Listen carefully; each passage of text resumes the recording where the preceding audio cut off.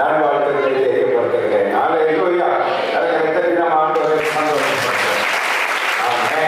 ஆனாலும் 5 பாயிண்ட் நமக்கு இருக்கு. அது எவ்வளவு நேரத்துக்கு நாம முடிக்க முடியுமோ என்ன பண்ணலாம், முடிப்போம். கர்த்தர் நம்மை ஆசீர்வதிப்பார். வெளியே இருக்கிறவங்க எல்லாம் நீங்க உள்ள வந்து உட்காருங்க. கர்த்தர் உங்களை ஆசீர்வதிப்பாராக. ஹல்லேலூயா. இன்றைக்கு கர்த்தர் இந்த கிறிஸ்துமஸ் நாளிலே நமக்கு தந்ததான செய்தியின் முதல் வசனம் ஏசாயா தீர்க்கதரிசன புஸ்தகம் 9ஆம் அதிகாரம் 6வது வசனம். எல்லாருக்கும் தெரிந்த ஒரு பழக்கப்பட்ட ஒரு வசனம். வாசிங்க. ஏசாயா 6:9. 9:6. நமக்கு ஒரு பாலகன் பிறந்தார். பாருங்க, வேதம் ஏசாயா தீர்க்கதரிசி சொல்லிருக்கு பாரு, நமக்கு ஒரு பாலகன் பிறந்தார். யாருக்கா? நமக்கு. சொல்லுங்க, எல்லாரும் சொல்லுங்க. நமக்கு. உலகத்துல யார் வேணாலும் அது சொல்லலாம். இயேசுனுடைய பிறப்பு நமக்கு. ஒரு வீட்டுல குழந்தை பிறகுதுன்னா அது அவங்களுக்கு. ஒரு அலையிலேயே சொல்லுங்க, நமக்கு இல்லை, அது அவங்களுக்கு தான் அந்த குழந்தை பிறக்குது. ஆனா இந்த இயேசுக்கு பாருங்க, அந்த வீட்டுக்கு மட்டும் பிறக்கல. மரியாளுக்கு யோசேப்புக்கு மட்டும் சொந்தக்காரர் அல்ல, அவருக்கு மட்டும் அந்த பிள்ளை இல்லை, நமக்கு ஒரு பாலகன் கொடுக்கப்பட்டார். பார்த்தீங்கன்னா நம்ம எல்லாருக்காகவும் இஸ்ரவேல் தேசத்துல தாவீதின் ஊரில் பெத்லகேமில இயேசு நம்ம எல்லாருக்காகவும் பிறந்தாராம். ஒரு அலையிலேயே சொல்லுங்களேன். நமக்கு ஒரு பாலகன் பிறந்தார், கொடுக்கப்பட்டார். நமக்கு ஒரு குமாரன் கொடுக்கப்பட்டார். அந்த விஷயம். இயேசு பிதாவாகிய தேவன் உலக மக்களுக்காக இரட்சகராக இயேசுவை கொடுத்தார். பிதா நம்மீது வைத்த அன்பு நிமித்தம் அவருடைய ஒரே பேரான குமாரனாகிய இயேசு கிறிஸ்துவை தந்தருளி. எவ்வளவாய்? உங்க கையை நீங்க எவ்வளோ தூரம் நீட்டுறீங்களோ அவ்வளவாய். அதுக்கு அளவே இல்லை. அவ்வளவாய் பிதா நம்மீது வைத்த அன்பு நிமித்தம் அவர் இயேசுவை நமக்கு தந்தருளி அவருடைய அன்பை நமக்கு வெளிப்படுத்தி இருக்கிறார். அல்லேலூயா. கர்த்தத்துவம் அவர் தோளின் மேல் இருக்கும். ஒரு அலையிலே சொல்லுங்களேன். நம்ம உலகத்துல பார்க்கிற குழந்தை பிறக்கும் போது பார்த்தீங்கன்னா அந்த குழந்தை வளர்ந்து அதுக்கப்புறம் டாக்டர் ஆவாங்களா, இன்ஜினியர் ஆவாங்களா, அவங்க என்ன ஆவாங்கன்னு தெரியாது. அந்த குடும்பம், அவனுடைய டேலண்ட்டு, அவர்களுடைய காரியங்களை வைத்து தான் பிற்காலத்தில் அது வெளிப்படும். ஆனா இயேசு அப்படிப்பட்டவர் அல்ல. பிறக்கும் பொழுதே அந்த குழந்தையின் மேல என்ன வைக்கப்பட்டிருந்தது? கர்த்தத்துவம் வைக்கப்பட்டிருந்தது. ஒரு அலையிலேயே சொல்லுங்களேன். பிறக்கும் பொழுதே அவர் கர்த்தர். கரங்களை தட்டி ஆண்டவர் சந்தோஷப்படுத்துங்க. பிறக்கும் பொழுதே அவர் தேவன். அல்லேலூயா. பிறக்கும் பொழுதே அவர் இரட்சகர். அல்லேலூயா. ஆமென். அவர் தோளின் மேல் இருக்கும். அவருடைய பேர் நம்ம என்னன்னு சொல்றோம்? அதிசயமானவர். இல்ல, நம்ம என்ன சொல்றோம்? இயேசுன்னு சொல்றோம். ஒரே ஒரு பேரு தான் நாம சொல்றோம். ஏன்னா வேதம் சொல்லுது, வானத்துக்கு கீழே பூமிக்கு மேலே இயேசுங்கிற நாமம் அல்லாமல் வேறொரு நாமம் நமக்கு கொடுக்கப்படவில்லை அப்படின்னு நம்ம பொதுவா இயேசுன்ற நாமத்தை நம்ம பயன்படுத்துகிறோம். ஆனா இங்க சொல்லப்பட்டிருக்கு பாருங்க, பல நாமங்கள் அவருக்கு உண்டு. ஆனா ஏசாயா தீர்க்கதரிசி வெளிப்படுத்துறார் பாருங்க, அவருடைய பேர். நாமம்னா பேர். அவருடைய பேர் முதலாவது என்னவா? அதிசயமானவர். இயேசு எப்படிப்பட்டவர்? அதிசயமானவர். அதனால தான் அவரை விசுவாசிக்கிறவருடைய வாழ்க்கையில ஆண்டவர் என்ன செய்கிறார்? அதிசயங்களை, அற்புதங்களை செய்கிறார். ஒரு அல்லேலூயா சொல்லுங்க பார்க்கலாம். நீங்க விசுவாசித்தா உங்க வாழ்க்கையில நடக்கும். அவர் அதிசயர் என்று நீங்க நம்பணும். அதிசயம் செய்கிறவர் என்று நீங்க விசுவாசிக்கணும். ஏன்னா அவருக்குள்ளேயே பிதா அதை வைத்து விட்டார். ஒரு அல்லேலூயா சொல்லுங்களேன். அவர் குழந்தையாய் பிறந்ததே ஒரு அதிசயம், அவர் வளர்ந்தது ஒரு அதிசயம், வாழ்ந்தது ஒரு அதிசயம், அவர் மரித்து உயிரோடு கூட வந்தது ஒரு அதிசயம், இனி சீக்கிரமாய் வரப்போகிறது அதை விட பெரிய அதிசயம். கரங்களை தட்டி ஆண்டவர் சந்தோஷப்படுத்த பார்க்கலாம். அப்ப அவருடைய பேர் அதிசயமானவர், ஆலோசனை கர்த்தா. அவருக்கு ஒரு பேர் இருக்கு. இயேசுன்னு சொல்றதை விட இன்னொரு பேர் இருக்கு. அவர் பேர் என்னது? ஆலோசனை கர்த்தர். ஆலோசனை தருகிறவர். நான் உனக்கு போதித்து நீ நடக்க வேண்டிய வழியை உனக்கு காட்டுவேன், உண்மையில் என் கண் வைத்து உனக்கு ஆலோசனை சொல்லுவேன். நம்முடைய வாழ்க்கையில ஆலோசனை உலகத்திலே ஆண்டவர் சொல்றார், மனுஷனை நம்புவதை பார்க்கிறோம் கர்த்தர் பேரில் பற்றுதலாக இருப்பது நலம். ஏன்னா மனுஷர்கள் தாறுமாறான ஆலோசனை கொடுப்பாங்க. அவங்க நல்ல முழு மனதோடு கூட முழு அன்போடு கூட உங்களுக்கு ஆலோசனை தருவாங்கன்ற கேரண்டி கிடையாது. நீங்க தொழில் செய்றீங்க, ஒரு மனுஷங்கிட்ட போய் நீங்க ஆலோசனை கேட்கறீங்கன்னா உண்மையாகவே அந்த தொழில நீங்க சிறந்திருக்கும்படி அவங்க நினைச்சு உங்களுக்கு ஆலோசனை தருவாங்களான்னு கேரண்டி கிடையாது. அதுக்குள்ள ஏதாவது உள்குத்து வைத்து கூட உங்களுக்கு என்ன பண்ணலாம்? ஆலோசனை சொல்லலாம். தாறுமாறான ஆலோசனை, நீங்க சிக்கிக்கொள்ளும்படியான ஆலோசனைகளை மனிதர்கள் கொடுப்பாங்க. ஆனா ஆண்டவராகிய இயேசு கிறிஸ்துவை நீங்க நம்பி அவரிடத்துல நீங்க போய் ஆலோசனை கேட்டீங்கன்னா நல்ல ஆலோசனை தருகிறவர். அதனால தான் அவர் பேரே ஆலோசனை கர்த்தர். அடுத்தது பாருங்க, வல்லமையுள்ள தேவன். முதல் சொன்னேன் அவர் அதிசயம். அதிசயத்துக்கும் வல்லமைக்கும் என்ன வித்தியாசம் என்று நீங்க புரிந்து, ரெண்டு ஒண்ணுன்னு நினைக்கூடாது. வல்லமையுள்ள தேவன் என்று சொன்னா வல்லமையான காரியத்தை செய்கிறவர். சாத்தான் பாருங்க, அவன் தான் வல்லமை உள்ளவன் என்று உலகத்தில் காண்பிக்க விரும்புகிறான், முயற்சி செய்கிறான். ஆதி முதல் போராடி கொண்டிருக்கிறான். மனிதர்களோடும் தேவனோடும் தேவ தூதர்களோடு கூட அவன் தன் வல்லமையை வெளிப்படுத்தி அவன் ஒரு தெய்வம் என்று காண்பிக்க வேண்டும் என்று போராடி கொண்டிருக்கிறான். ஆனா நம்முடைய தேவன் அந்த சாத்தானையே என்ன பண்ணாரு? சிலுவையில தலையை நசுக்கி பாதாளத்துல இறங்கி சகல அதிகாரங்களை உரிந்து கொண்டு உயிரோடு கூட எழுந்தார். அல்லேலூயா. ஆனால் அவர் பிறக்கும் போதே ஏசாயா சொல்றாரு, அவர் வல்லமை உள்ள தேவன். கரங்களை தட்டி ஆண்டவர் சந்தோஷப்படுத்துங்க. இன்றைக்கு நமக்கு வல்லமையான காரியத்தை செய்ய அவர் வல்லமுள்ளவராய் இருக்கிறார். அல்லேலூயா. இன்றைக்கு அவர் வல்லமுள்ளவராய் இருக்கிறார். நித்திய பிதா அப்படின்னு என்னது? நித்திய காலமாய் அவர் தான் நமக்கு அப்பா, அவர் தான் பிதா. இயேசுதான் பிதா, பிதா தான் இயேசு. அல்லேலூயா. நித்திய காலமா அவன் நமக்கு ஒரு தகப்பனா இருப்பான். உலகத்தில் உள்ள தகப்பன் தாய் நம்ம விட்டு போயிடுவாங்க. குறிப்பிட்ட காலத்துல அவர்களை நம்ம இழந்து விடுவோம். ஆனா இந்த இயேசுவை தகப்பனா ஏற்றுக்கொண்டவர்கள் பாருங்க, அனாதை ஆவதே இல்லை. ஒரு அலையில சொல்லுங்களேன். உலகத்துல தாய் தகப்பன் நம்ம விட்டு போனாலும் ஆண்டவர் சொல்றாரு, உன் தாய் உன்னை மறந்தாலும் நான் உன்னை மறப்பதில்லை. தகப்பனை போல ஏந்துவேன், சுமப்பேன், தப்புவிப்பேன் என்று சொல்ல. அப்ப இந்த இயேசுவை ஒருவர் இரட்சகராய் ஏற்றுக்கொண்டார் என்று சொன்னா அவர்களுக்கு நித்தியமான ஒரு தகப்பன் இருக்கிறார், நித்தியமான ஒரு தேவன் அவருக்கு இருக்கிறார். அதனால அவர்கள் அனாதை ஆவதே இல்லை. நீங்களும் நானே என்ன ஆவதில்லை? அனாதை ஆவதே இல்லை. பக்கத்துல பார்த்து சொல்லுங்க, நீங்கள் அனாதை ஆவதே இல்லை. யார் உங்களை கைவிட்டாலோ இயேசு நம்மை கைவிடவே மாட்டார். கரங்களை தட்டி ஆண்டவர் சந்தோஷப்படுத்துங்க. கடைசிய சமாதான பிரபு என்னப்படும். பிரபுன்னா என்னது? ராஜா. சமாதானத்துக்கு அவர் யாரு? ராஜா. உங்களுக்கு சமாதானம் இல்லையா, சந்தோஷம் இல்லையா, ஆண்டவர் இயேசு கடந்து வந்தீங்கன்னா அந்த சமாதானத்தை தருகிறவர். அவர் சொன்னாரு, என்னுடைய சமாதானத்தையே உங்களுக்காக பூமியில வைத்து போயிருக்கிறேன். இந்த பூமியில அவருக்குள்ள இருந்த அந்த சமாதானத்தை வைத்து விட்டு போயிருக்கிறார். இன்றைக்கு நீங்களும் நானும் இலவசமாய் அது இயேசுவின் நாமத்தினால எடுத்து அனுபவிக்க கிருபையை கத்த நமக்கு தந்திருக்கிறார். அல்லேலூயா. சமாதான பிரபு என்றா சமாதானத்துக்கு ராஜாவா இருக்கிறார். உன் அலங்கத்துக்குள்ள சமாதானமும் உன் அரண்மனைக்குள்ள சுகமும் இருப்பதாக. அல்லேலூயா சொல்லுங்களேன். நம்முடைய வீட்டுல ஒரு சமாதானம் இருக்க வேண்டும் என்று விரும்புகிறார். உங்க அரண்மனைக்குள்ள சமாதானமும் அரண்மனைக்குள்ள சுகம் இருக்கணும்னு விரும்புகிறார். நம்மளாம் சுகமாய் வாழ வேண்டும் என்று விரும்புகிற தேவன் தான் இந்த இயேசு. இதை முன்கூட்டியே இயேசு கிட்ட வருவதற்கு பல ஆயிரம் வருஷத்துக்கு முன்பாக ஏசாயா தீர்க்கதரிசி சொன்ன அந்த தீர்க்க தரிசனம் பாருங்க சரியா நிறைவேறிச்சு. ஒரு அலையிலே சொல்லுங்களேன். அந்த நிறைவேறினது தான் நம்ம வாசித்தோம். இப்ப நீங்க வாசிங்க லூக்கா 1 அதிகாரம் 30-31 வாசிங்க. தேவதூதன் அவளை நோக்கி, தேவதூதன் மரியாளை நோக்கி, மரியாளே பயப்படாதே, நீ தேவனிடத்தில் கிருபை பெற்றாய், நீ தேவனிடத்தில் நீ கிருபை பெற்றாய். இதோ நீ கர்ப்பவதியாகி ஒரு குமாரனை பெறுவாய், அவருக்கு இயேசு என்று பெயரிடுவாய். ஆமென். கரங்களை தட்டி ஆண்டவர் சந்தோஷப்படுத்துங்க. ஏசாயா தீர்க்க தரிசனம் மூலமாக சொல்லப்பட்ட அந்த வார்த்தை இங்க நிறைவேறுது பாருங்க. அதனால தான் வேத வசனம் உண்மை என்று நம்ம சொல்லுகிறோம். வேத வசனம் பாருங்க, முடிந்த காலமும் இருக்கும், நிகழ்காலமும் இருக்கும், வரும் காலமும் இருக்கும். அதனால இந்த புஸ்தகம் ஜீவனுள்ள புஸ்தகம். ஒரு அலையிலையா சொல்லுங்களேன். மற்ற எல்லா புஸ்தகமும் நீங்க எடுத்தீங்கன்னா முடிந்த காலத்தான் இருக்கும்.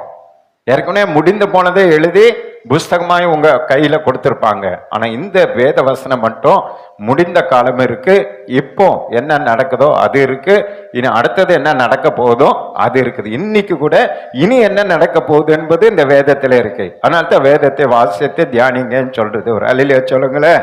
ஏசாயா சொல்லும் பொழுது யாரும் நம்பி இருக்க மாட்டாங்க, ஆனா அது அப்படியே நிறைவேறினது. இப்ப மரியாள் இடத்துல ஆண்டவர் சொன்னாரு, என்ன சொன்னாரு? இதோ நீ கர்ப்பவதியாகி ஒரு குமாரனை பெறுவாய், அவருக்கு இயேசு என்று பெயரிடுவாயாக. அல்லேலூயா. பாருங்க, எத்தனை துல்லியமாக நிறைவேறின ஒரு வார்த்தை. உங்க வாழ்க்கையிலும் என்னுடைய வாழ்க்கையிலும் கர்த்தர் இப்படிப்பட்ட காரியங்களை செய்ய அவர் வல்லமுள்ளவராக இருக்கிறார். கொடுத்த வாக்குத்தத்தங்களை, வார்த்தைகளை நிறைவேற்றுவதற்கு இன்றைக்கும் நம்முடைய தேவன் வல்லமுள்ளவராக இருக்கிறார். சரின்னு ஒரு அல்லேலூயா சொல்லுங்க. இப்பதான் நம்ம செய்திக்குள்ள போறோம். என்ன இன்றைக்கு கர்த்தர் நமக்கு தந்த செய்தினா, இந்த வல்லமுள்ள இந்த இயேசு கிறிஸ்துவை இந்த பூமிக்கு கொண்டு வருவதற்கு ஏன் கர்த்தர் மரியாளை தெரிந்து கொண்டார். அதாவது செய்தி நல்லா கவனிக்கணும். விசேஷமா வாலிப பிள்ளைங்க கவனிக்கணும், வாலிப பசங்க கவனிக்கணும். ஏன்னா அது ஒரு வாலிப பெண், கன்னி மரியாள். ஏன் அந்த மரியாளை கர்த்தர் செலக்ட் பண்ணார், சூஸ் பண்ணார், தெரிந்து கொண்டார்? அதைத்தான் நம்ம தியானிக்க போறோம். ஏன் கர்த்தர் அந்த மகளை தெரிந்து கொண்டாருன்னு சொன்னா, அதே லூக்கா எழுதின சுவிசேஷம் 1ஆம் அதிகாரம் 28வது வசனத்தை வாசிங்க. அவள் இருந்த வீட்டில் தேவதூதன் பிரவேசித்து. போதும், அப்படியே இல்லைங்க, அங்கேயே இருங்க. பாருங்க, வசனம் சொல்லுது, அவள் இருந்த வீட்டில். யார் இருந்த வீட்டில்? மரியாள் இருந்த வீட்டில் தேவதூதன் என்ன பண்ணானா? பிரவேசித்தான். வாலிப பிள்ளைங்க நீங்க நல்லா கவனிக்கணும். அந்த நாட்கள்ல நிறைய வாலிப பிள்ளைங்க இயேசு தங்களுடைய வயிற்றில பிறக்க வேண்டும் என்று சொல்லி காத்து கொண்டிருந்தாங்க, எதிர்பார்த்து கொண்டிருந்தாங்க, ஆசைப்பட்டாங்க. ஆனா அவர்களுக்கெல்லாம் கிடைக்காத அந்த பாக்கியம் இந்த வாலிப பெண்ணாகிய மரியாளுக்கு கிடைச்சது. காரணம் என்னன்னா, அங்க தெளிவா அந்த வசனம் சொல்லுது பாருங்க, அவள் இருந்த வீட்டில் தேவதூதன் பிரவேசித்து. அந்த வீடு தேவதூதன் பிரவேசிப்பதற்கு தகுதி உள்ள வீடாக அவள் வைத்திருந்தாள். அதான் ரகசியம். வாலிப பிள்ளைங்க கவனிங்க, உங்க வீட்டுக்குள்ள இன்னைக்கு தேவதூதன் வருவதற்கு அந்த வீட்டை நாம் தகுதியாய் வைத்திருக்கிறோமா? அந்த வீட்டை சுத்தமா நம்ம வைத்திருக்கிறோமா?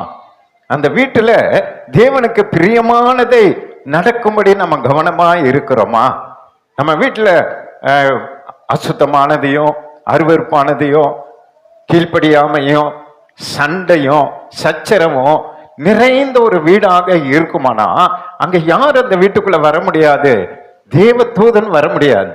பிசாசு தான் வருவான், சாத்தான் தான் அந்த வீட்டுக்குள்ள வருவான். அதனாலதான் பெரியவர்களும் கவனிங்க, நம்முடைய வீட்டுக்குள்ள தேவதூதன் உலாவி கொண்டு இருக்க வேண்டும் என்று சொன்னா முதல்ல நம்முடைய வீடு அதற்கு தகுதி உள்ள வீடாக காணப்படணும். அது ஒரு ஜெப வீடாக காணப்படணும். அது தேவனை ஆராதிக்கிற ஒரு வீடாக காணப்படணும். அனைதினமும் வேதத்தை வாசித்து தியானிக்கிற ஒரு வீடாக நம்ம காணப்படணும். அப்ப இந்த மரியாளுடைய வீட்டுக்குள்ள இயேசு கடந்து வந்தாருன்னு சொன்னா இதுதான் ரகசியம். எந்த தடையும் இல்லாம நேரா தேவதூதன் எங்க வராரு? அவங்க வீட்டுக்குள்ள வராரு. அருமையா அந்த வீட்டுக்குள்ள நேரம் வந்து அவருடைய கண்களுக்கு அப்படியே பிரத்யட்சமாய் அவர் வெளிப்படுகிறார். நான் ஒரு புஸ்தகத்துல வாசித்தேன். இங்கிலாந்து தேசத்துல ஒரு தாய் எப்போது தேவனை துதித்து கொண்டிருப்பாளாம், ஸ்தோத்திரித்து பாடி மகிமைப்படுத்தி கொண்டே இருப்பாங்க. வேலை செய்யும் போது, சமைக்கும் போது, என்ன செய்தால் துதித்து கொண்டிருப்பாங்க. ஒரு நாள் அவங்க சமைத்து கொண்டிருக்கும் போது அவங்க வீட்டு அந்த ஜன்னல் வெளி அப்படியே வெளியே எதிர்பாராம பாக்குறாங்க. அவங்க பக்கத்துல, அவங்க வீட்டு பக்கத்துல ஒரு சின்ன தோட்டம், கார்டன் மாதிரி. அந்த தோட்டத்துல பார்த்தா அப்படியே தேவ தூதர்கள் உலாவி கொண்டிருக்கிறத அப்படியே ஆண்டவர் காண்பித்திருக்கிறார். பாத்தீங்களா? அவங்க எப்போது தேவனை துதித்து மகிமைப்படுத்தி கொண்டிருக்கனால அவங்க வீட்டை சுற்றிலும் யார் இருக்கிறது? தேவ தூதர்கள் இருக்கிறாங்க. அவங்களை பாதுகாக்கும்படி தேவ தூதர்கள் இருக்கிறாங்க. இன்றைக்கு உங்களுக்கும் எனக்கும் கர்த்தர் ரெண்டு தேவ தூதர்களை நியமித்திருக்கிறார். அவர்கள் நமக்கு பாதுகாப்பா இருக்கிறாங்க. அவர்களை நம்ம பார்க்கணும்னு ஆசைப்படணும். அவர்கள் நம்மோடு கூட இருக்கணும்னு நம்ம ஆசைப்படணும்.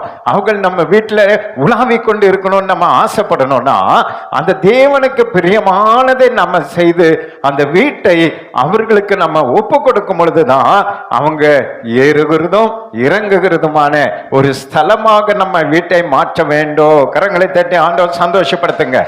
நம்ம அதை செய்யாம நம்முடைய இஷ்டத்திற்கு நம்முடைய வீட்டை நம்ம வைக்க கூடாது. அதே போல நம்முடைய இருதயத்தை நம்முடைய இஷ்டத்துக்கு நம்ம வைக்க கூடாது. நம்ம வீட்டுல ஆண்டவருக்கு பிரியமில்லாத காரியங்களை நம்ம வைக்க கூடாது. ஆண்டவருக்கு பிரியமா விக்கிரகங்களையோ அல்லது மற்ற காரியங்களையோ நம்ம வீட்டுல சினிமா தேவையில்லாத காரியங்களையோ நம்ம சந்தோஷமா அதுதான் சந்தோஷம் என்று சொல்லி சிற்றின்பங்களுக்கு நம்ம இடம் கொடுத்து நம்முடைய வீட்டை நம்ம அலங்கரித்து கொண்டு இருப்போம் என்று சொன்னா இந்த மரியாளுடைய வீட்டுக்குள்ள வந்த தேவதூதர் நம்ம வீட்டுக்குள்ள வரமாட்டார். நல்ல அருமையான வாலிப பிள்ளைகளை, உங்களுடைய வாழ்க்கையில ஒரு நல்ல எதிர்கால ஆசீர்வாதத்தை நீங்க பெற்றுக்கொள்ளணும். இது போல தேவ தூதர்கள் உங்க வீட்டுக்கு வந்து உங்களுடைய எதிர்காலத்தை குறித்து தீர்க்க தரிசனமாய் கர்த்தர் உங்களோடு கூட இந்த நாட்களில பேச வேண்டும் சொன்னா முதல்ல நீங்க இருக்கிற வீட்டை நீங்க எந்த அளவுக்கு அதை தகுதி உள்ளவர்களாய் அந்த வீட்டை கர்த்தருக்கு தகுதியாய் வைத்திருக்கிறீர்கள் என்பதை நம்ம கவனித்து அந்த வீட்டை கர்த்தருடைய வீடாய் கர்த்தர் தலைவரா இருக்கும்படி அந்த வீட்டை நாம் ஒப்பு கொடுக்க வேண்டும். கரங்களை தட்டி ஆண்டவர் சந்தோஷப்படுத்த பார்க்கலாம். அதனால தான் அந்த வீடு முழுவதும் தேவ பிரசன்னத்தினால் அவன் நிரப்பி வைத்திருந்தாள். எப்பொழுது தேவனை துதிக்கிறவளாய் இருந்திருக்கிறாள். வேதத்தை வாசித்து தியானிக்கிறவளாய் இருந்திருக்கிறாள். இயேசு தன்னுடைய வாழ்க்கையில பிறக்க வேண்டும் என்று அவள் நினைத்தாலோ நினைக்கவில்லை தெரியல. அவள் ஆச்சரியப்படுகிறாள். ஆனாலும் கர்த்தர் அவளை தெரிந்து கொண்டதற்கு நோக்கம் என்ன என்று சொன்னா அவள் இருந்த வீடு கர்த்தருக்கு பிரியமான ஒரு வீடாய் இருந்தது. ஹல்லேலூயா. ஆமாண்டவரே, ஹல்லேலூயா சொல்லுங்க பார்க்கலாம். ஆமா. இரண்டாவது அதே லூக்கா 1:28 வாசிங்க. கிருபை பெற்றவளே வாழ்க. ஆமென். இரண்டாவது அவளை பார்த்து சொல்ற பாருங்க, கிருபை பெற்றவளே வாழ்க. கிருபை பெற போகிறவளேன்னு சொல்ல. நல்ல கவனிங்க, செய்தி கவனிங்க. கிருபையை பெற போகிறவளேன்னு சொல்ல. என்ன சொல்றாரு? கிருபை பெற்றவளேன்னு சொல்றார். நீ இனிதான் கிருபை பெற போகிற அப்படின்னு சொல்ல. கிருபை பெற்றவளே அப்படின்னு சொன்னா என்ன? அது ஆல்ரெடி கிருபை பெற்று விட்டாள். எப்போதோ கிருபை பெற்று இருக்கிறார். அதனால தான் தேவதூதன் சொல்றாரு, இனி நீ கிருபை பெற போகிறாய் அப்படின்னு சொல்லல. இனி ஒரு தீர்க்க தரிசனம் அப்படி சொல்லல. ஏற்கனவே நீ என்ன பெற்று விட்டாய்? கிருபை பெற்று விட்டாய். கிருபை பெற்று விட்டாய்னா அந்த கிருபை பெறுவதற்கு நம்ம வாழ்க்கையில என்ன தேவை என்று வேதம் சொல்லுகிறது. சங்கீதம் 103:17 வாசிங்களே. சங்கீதம் 103:17. நான் வசனத்தை முன்ன பின்ன மாத்திட்டேன், சாரி. சங்கீதம் 103:17. கர்த்தருடைய கிருபையோ அவருக்கு பயந்தவர்கள் மேலும் அவருடைய நீதி அவர்கள் பிள்ளைகளுடைய பிள்ளைகள் மேலும் அநாதியாய் என்றென்றைக்கும் உள்ளது. அப்படின்னு நான் என்ன அர்த்தம்னா, இந்த மரியாள் கர்த்தருக்கு பயந்து நடந்திருக்கிறாள். கரங்களை தட்டி ஆண்டவர் சந்தோஷப்படுத்த பார்க்கலாம். ஆனால் அவர் பார்த்தோன்னு சொல்றாரு, கிருபை பெற்றவளே. இனி நீ கிருபை பெறப்போகிறவள் அல்ல, நீ ஏற்கனவே என்ன பெற்றிருக்கிறா? கிருபை பெற்றிருக்கிறாய். கர்த்தருக்கு பயந்து அவர் வழிகளிலே நீ நடந்ததுனால உண்மையில கர்த்தருடைய கிருபை இருக்கிறது என்று அங்க வாழ்த்துகிறத நாம் பார்க்கிறோம். அதுக்கு மேல இன்னொரு ரகசியத்தை உங்களுக்கு காண்பிக்கிற பாருங்க. அதே லூக்கா 1:27 வசனத்தை வாசிங்க. ஏன் கிருபை பெற்றவளே என்று சொன்னார்ன்றத இப்பதான் வாலிப பிள்ளைங்க என்ன கவனிக்கணும். வாலிப பசங்க பிள்ளைங்க கவனிக்கணும். ஏன் அந்த வார்த்தையை சொன்னார்? வாசிங்க. தாவீதின் வம்சத்தனாகிய யோசேப்பு என்கிற நாமமுள்ள புருஷனுக்கு நியமிக்கப்பட்டிருந்த, பாருங்க, தாவீதின் வம்சத்தனாகிய யோசேப்பு என்கிற நாமமுள்ள புருஷனுக்கு நியமிக்கப்பட்டிருந்த ஒரு கன்னிகையின் இடத்திற்கு தேவனாலே அனுப்பப்பட்டவன். அந்த கன்னிகையின் பேர் மரியாள். தேவனால் நீ கிருபை பெற்றவள் என்று ஏன் சொன்னாரு அப்படின்னு சொன்னா, இந்த மரியாள் யாருக்கு இப்ப நிச்சயம் பண்ணியிருக்காங்க? யோசேப்புக்கு நிச்சயம் பண்ணியிருக்காங்க. அதுதான் தேவன் அவள் மேல் வைத்த கிருபை. இவ வேற யாரையாவது நிச்சயம் பண்ணிருந்தா இந்த கிருபை கிடைச்சிருக்காது. ஏன்னு சொன்னா யோசேப்பின் வம்சத்துல தான் யார் பிறப்பாங்க? இயேசு பிறப்பாங்க. தாவீதின் வம்சத்துல. அதுல இப்ப கடைசியா அதுல யோசேப்பு தான் இருக்க. இப்ப யோசேப்புக்கு எந்த பொண்ணை நிச்சயம் பண்றாங்களோ அந்த பொண்ணை தான் ஆண்டவர் செலக்ட் பண்ண போறார். புரிஞ்சுக்கங்க. அப்போ யோசேப்புக்கு இந்த பொண்ணை நிச்சயம் பண்ணதுனால இவளை எதை பெற்றுக்கொண்டாள்? கிருபை பெற்றுக்கொண்டாள். அதான் ரகசியம். நீ அதுதான் அங்க சொல்றதே சீக்கிரட்டா சொல்ற. நீ யோசேப்பை கல்யாணம் பண்ண போறதுனால நீ என்ன பெற்றுக்கொண்டாய்? கிருபை பெற்றுக்கொண்டாய். அதனால வாலிப தம்பி தங்கச்சிங்க தெரிந்து கொள்ளணும், உங்களுடைய திருமண வாழ்க்கையில இது போல தேவனுடைய சித்தம் நிறைவேறணும், தேவனுடைய பிரியம் அதுல நிறைவேறணும், தேவனால் நீங்க இணைக்கப்பட வேண்டும் என்று ஜெபிக்கிறவர்களாய் காணப்படணும். நம்முடைய கண்கள்ல கண்டதையும் உங்கள் இருதயத்தில் தோன்றுகிறது தான் உங்களுடைய எதிர்கால வாழ்க்கை என்று நீங்க நினைத்து விடக்கூடாது. ஆண்களா இருந்தாலும் சரி, பெண்களா இருந்தாலும் சரி, பணமோ பொருளோ படிப்போ எதுவுமே நம்முடைய ஒரு தேவ சித்தத்துக்கு அது ஒப்பிடப்படத்தக்கது அல்ல. நீங்க ஜெபிக்கணும். வாலிப பிள்ளைகள் பாருங்க, அந்த மகள் காத்திருந்திருக்கிறார், ஜெபித்து கொண்டிருந்திருக்கிறார். ஆனா அந்த குடும்பமா இணைந்து யோசேப்புக்கு நிச்சயம் பண்ணியிருக்கிறாங்க. அதைத்தான் இங்க தேவதூதர் வந்து சொல்றாரு. நீ அங்க சொல்லல, நான் உங்களுக்கு சொல்றேன். யோசேப்புக்கு நீ எப்படி நிச்சயிக்கப்பட்டிருக்கிறாயோ அதனாலே நீ எதை பெற்றுக்கொண்டாய்? கிருபை பெற்றுக்கொண்டாய். கரங்களை தட்டி ஆண்டவர் சந்தோஷப்படுத்த பார்க்கலாம். இதே மரியாள் வேற யாருக்காகிலும் நிச்சயம் ஆயிருந்தா இந்த கிருபை கிடைச்சிருக்காது. ஏன்னு சொன்னா மரியாள் மூலமா கர்த்தர் பூமிக்கு வெளிப்படுவதை பார்க்கிறோம். தாவீதின் சந்ததியில பிறப்பதுதான் வேதத்தினுடைய தீர்க்க தரிசனம். இப்ப அந்த தாவீதின் சந்ததியில இப்போ இந்த காலத்துல இயேசு பிறக்க போகிறதுக்கு ஆண்டவர் தெரிந்தெடுக்கப்பட்ட மனுஷன் தான் யாரு? யோசேப். அப்ப யோசேப்புக்கு யார் கல்யாணம் பண்றதுக்கு ஆயத்தமா இருக்கிறாங்களோ, நிச்சயம் பண்ண போறாங்களோ, அவங்க மூலமா தான் இயேசு பிறப்பார். அப்ப இந்த மகளுடைய கிருபை எதுல வெளிப்படுது? யோசேப்பை நிச்சயம் பண்ணதுனால ஆண்டவர் அந்த மகளை தெரிந்து கொண்டார். அதனால தான் அவர் சொன்னாரு, கிருபை நீ என்ன பண்ணிருக்கிற? கிருபை பெற்றிருக்கிறான். கிருபை பெறப்போகிறாய் அல்ல, நிச்சயம் பண்ணதுனால உன் மேல அந்த கிருபை வந்துச்சு மகளே, நீ அந்த கிருபை பெற்று கொண்டா. அதனால இயேசு உன் வயிற்றில பிறப்பார் என்கிற தீர்க்கதரிசன வார்த்தையை அவள் கேட்க கர்த்தர் கிருபை செய்தார். கரங்களை தட்டி ஆண்டவர் சந்தோஷப்படுத்த பார்க்கலாம். அப்ப அந்த கிருபையை பெற்றுக்கொண்டோம்னா வாலிப தம்பி தங்கச்சிங்க, நம்ம வாழ்க்கையில நீங்க செய்ய வேண்டியது சங்கீதம் 103 நீங்க மறந்துடக்கூடாது. கர்த்தருக்கு பயப்படுகிறவர்களா இருக்கணும். அல்லேலூயா. இப்ப நீங்க வாசிங்க, புரியும். சங்கீதம் 103:17 நீங்க எல்லாம் மறந்துடக்கூடாது. வாலிப பிராயத்துல நீங்க கடவுளுக்கு பயந்து நடக்கிற பிள்ளைகளா இருந்தா இது மரியாளுக்கு நடந்தது போல உங்க வாழ்க்கையிலும் பெரிய அற்புதங்களை அதிசயங்களை கர்த்தர் செய்வார். உங்க குடும்ப வாழ்க்கை, படிப்பு, மற்ற காரியங்களை கர்த்தர் ஆசீர்வதிப்பார். ஒரே வார்த்தை சொல்ல பாருங்க, கர்த்தருடைய கிருபையோ அவர்களுக்கு பயந்தவர்கள் மேலும் அவருடைய நீதி அவர்கள் பிள்ளைகளுடைய பிள்ளைகள் மேல எப்படி இருக்குமா? அனாதையா என்றென்றுக்கும் இருக்கா.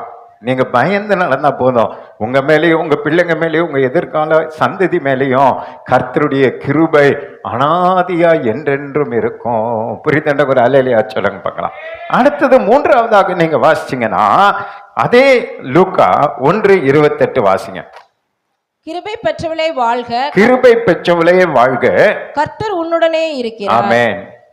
இப்ப சொல்றார் மறுபடியும் கிருபை பெறப்போகிறவளேன்னு சொல்றாரா? கிருபை அதையே திருப்பி திருப்பி சொல்றாரு பாருங்க, கிருபை பெற்றவள். அப்ப நம்முடைய வாழ்க்கையில ஒரு மரியாதை போல பரலோக ஆசீர்வாதத்தை பெற்றுக்கொள்ளணும்னா நீங்க புரிந்து கொள்ளணும், முதல்ல நம்ம எதை பெற்றுக்கொள்ளணும்? கிருபை பெற்றுக்கொள்ளணும். அநேகருடைய ஸ்தோத்திரத்தினால கிருபை பெருகும். தாழ்மை உள்ளவர்கள் மேல கிருபை பெருகும்.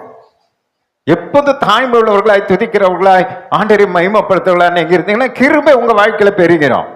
அந்த கிருபை பெருகிட்டா பாருங்க, இது போல அற்புதங்கள் அதிசயங்கள் உங்க வாழ்க்கையில தானா நடக்கும். அல்லேலூயா சொல்லுங்களேன். தேவ தூதர் உங்க வாழ்க்கையில வந்து உங்களோடு கூட இடைப்படுவார், பேசுவார், ஆலோசனை கொடுப்பார். இங்க என்ன சொல்ற பாருங்க, கிருபை பெற்றவளே வாழ்க, கர்த்தர் உன்னுடனே இருக்கிறார். ஆமென். இருப்பாரா? இருக்கிறாரா? இருக்கிறார். அதாவது ரகசியம். இருப்பார் அல்ல, இருக்கிறார் அப்படின்னு என்னன்னா ஏற்கனவே அவள் யாரோடு கூட வாழ்கிறாள்.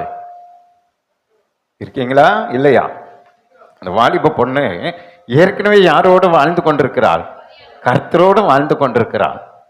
கர்த்தர் அவளோடு கூட இருக்கிறார், இவள் கர்த்தரோடு கூட இருக்கிறார். ஆனால் தான் தேவதூதன் சொல்றாரு, கிருபை பெற்றவளே கர்த்தர் வாழ்க, கர்த்தர் உன்னோடு கூட இருக்கிறார், இனி இருப்பார் அல்ல உன் கூட இருக்கிறார் என்று சொல்றாரு பாருங்க. இன்றைக்கு உங்களை என்னை பார்த்து ஆண்டவர் அப்படி சொல்லப்படுகிறவளா நம்ம காணப்படணும். இந்த மனுஷனோட கூட கர்த்தர் இருக்கிறார், ஆனால் இவர் ஆசீர்வாதமா இருக்கிறா. இந்த மகளோடு கூட கர்த்தர் இருக்கிறா, ஆனால் இவங்க செழிப்பா இருக்கிறாங்க, ஆசீர்வாதமா இருக்கிறாங்க, சந்தோஷமா இருக்கிறாங்கன்னு சொல்லி உலக மக்களும் நம்மை பார்த்து சொல்லணும், தேவதூதரும் நம்மை பார்த்து சொல்லணும் கர்த்தர் உன்னோடு கூட இருக்கிறாருன்னு சொல்லணும். அப்ப கர்த்தரை நம்மோடு கூட வைத்துக் கொள்கிற அந்த அனுபவம் உள்ளவர்கள் தான் கிறிஸ்தவர்கள். நீங்க என்னோடு கூட இருந்தா நான் உங்க கூட இருப்பேங்கிறாரு. ஒரு அலையிலேயே சொல்லுங்களேன். ஆண்டவரோடு கூட இருக்கிற ஒரு அனுபவம் தான் நம்மை ஆசீர்வதிக்கும், நம்மை உயர்த்தும், நம்மை கர்த்தர் இன்னும் அதிகமாக மேன்மைப்படுத்துவான். ஆனால் தான் சங்கீதம் 23:1 கடைசி வரைக்கும் நீங்க வாசிங்களே, தாவீது கர்த்தரை எப்படி விசுவாசித்து தன்னோடு கூட வைத்து கொண்டதை அறிக்கை இடுகிறான் பாருங்க. எல்லாருக்கும் தெரிந்த சங்கீதம், என்ன அழகா அதை அறிக்கை இடுகிறான் பாருங்க, வாசிங்க. கர்த்தர் என் மேய்ப்பராய் இருக்கிறார். இருப்பாரா? இருக்கிறாரா? இருக்கிறார். இருக்கிறார். எல்லாம் சொல்லுங்க, கர்த்தர் என் மேய்ப்பராய் இருப்பார் இல்ல, இருக்கணும், நம்மோடு கூட மேய்ப்பரா இருக்கணும். இன்றைக்கு நீங்களும் நானும் கர்த்தரை மேய்ப்பராய் நம்ம வைத்திருக்கணும். அவரோடு கூட ஒரு ஆடு மேய்ப்பனோடு கூட இருந்தாதான் புல்லுள்ள இடங்களில் அவர் கொண்டு போக முடியும், அமர்ந்த தண்ணீர் கொண்டு போக முடியும். இன்னைக்கு பல கஷ்டங்கள், குறைவுகள், பிரச்சனைகள், போராட்டங்கள் வாழ்க்கையில இருக்குதுன்னா இன்றைக்கு ஒரு தீர்மானம் எடுங்க, ஆண்டவரே நீர் என் மேய்ப்பரா இருங்க, நான் உம்முடைய ஆடா இருப்பேன், அல்லேலூயா அப்படின்னு உங்க பின்னாடி வருவேன், உங்க பேச்சை கேட்கிறேன், நீங்க சொல்ற இடத்துக்கு போறேன், உங்க வழியை நான் பின்பற்றுறேன், நீங்க மேய்க்கிற இடத்துக்கு நான் வருவேன்னு சொல்லி நீங்க ஒப்பு கொடுத்து பாருங்க. உங்களுடைய கஷ்டம், பாடுகள், பிரச்சனை, குறைவுகள் எல்லாவற்றையும் நீக்கி உங்களை செழிப்பாக்க என் தேவன் வல்லமுள்ளவராய் இருக்கிறார். விசுவாசிக்கிறவங்க மட்டும் ஒரு அலையிலேயே சொல்லுங்க பார்க்கலாம். இதுதான் வேதத்தினுடைய ரகசியம். நாம சொன்னதை கடவுள் செய்யணும்னு நம்ம எதிர்பார்க்க கூடாது. கடவுளோடு கூட இருந்தா அவர் நமக்கு செய்ய வேண்டியதை செய்வார். ஒரு அலையிலேயே சொல்லுங்களேன். இருக்க வேண்டியவரோடு நம்ம இருந்தா போதும், அவர் செய்ய வேண்டியதை உங்களுக்கு செய்வார். புல்லுள்ள ஒரு மேய்ப்பன் நல்ல, அவர் சொல்லிட்டார், நானே நல்ல மேய்ப்பன், நல்ல மேய்ப்பன் தன் ஆடுகளுக்காக ஜீவனை கொடுக்கிறான். உங்களுக்காக ஜீவனை கொடுக்கும்படி இயேசுவும் ஆயத்தமா இருக்கிறார். நீங்க ஒரு நல்ல ஆடுகளாக அவரை பின்பற்றுகளாய் நீங்க உங்களை ஒப்பு கொடுத்தா போதும். அவர் சொல்றாரு பாருங்க, அழகா சொல்றாரு, கர்த்தரின் மேய்ப்பரா இருக்கிறார், நான் தாழ்ச்சி அடையேன். பாத்தீங்களா, ஒருபோதும் நீங்க தாழ்ச்சி அடையாதபடி அவர் நடத்துவார். அவர் என்னை புல்லுள்ள இடங்களில் பாத்தீங்களா, அவர் என்னை புல்லுள்ள இடங்களை மேய்ப்பாரா? மேய்த்து. அதான் நீங்க நல்ல வசனத்தை கவனிக்கணும். இயேசுவோடு கூட நீங்க இருந்தா வருகிற 2026 பாருங்க, இன்னிலிருந்து உங்களை என்ன பண்ணுவாரு? புல்லுள்ள செழிப்புல உங்களை மேய்ப்பான், செழிப்புல மீதம் எடுக்க செய்வான், நிரம்பி வழிய செய்வான். இதுதான் சில வேதத்தின் ரகசியங்கள். நம்ம வாழ்க்கையில குறைவுபடுகிறோம், கஷ்டப்படுகிறோம்னா புரிந்து கொள்ளுங்க, அவரை சார்ந்து அவரை நெருங்கி வாங்க, தனிப்பட்ட முறையில அவரோடு கூட இன்னும் உறவுல நீங்க வாங்க. அவர் தாவீது சொல்ற பாருங்க, அவர் என்னை புல்லுள்ள இடங்களை மேய்த்து அமர்ந்த தண்ணீர்கள் அண்டையில், பாத்தீங்களா, அமர்ந்த அமைதியா இருக்கிற தண்ணீர் அண்டையில் என்னை கொண்டு போய் விடுகிறார். விடுகிறாரா? அதான் நீங்க கவனிக்கணும். விசுவாச அறிக்கை நீங்க இடுங்க. விடுகிறார். அவர் என் ஆத்துமாவை தேற்றி தம்முடைய நாமத்தின் நிமித்தம் என்னை நீதியின் பாதைகளில் நடத்துவாரா? நடத்தி கொண்டிருக்கிறாரா? இயேசு கூட இருந்தா இது போல ஒரு நடத்துதல் நமக்கு ஆண்டவர் தருவார். அல்லேலூயா. அடுத்தது பாருங்க, நான் மரண இருளின் பள்ளத்தாக்கிலே நம்ம நடந்தாலும் பொல்லாப்புக்கு நான் பயப்பட மாட்டேன்.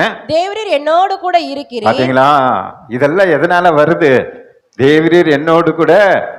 அதுதான் மரியாளோடு கூட இயேசு இருந்ததுனாலதான் ஆண்டவர் அந்த கிருபையை கொடுத்தான். தாவீது சொல்ல பாருங்க, தேவரீர் நீர் என்னோடு கூட இருக்கிறீர், உமது கோலும் உமது தடியும் என்னை தேற்றும்.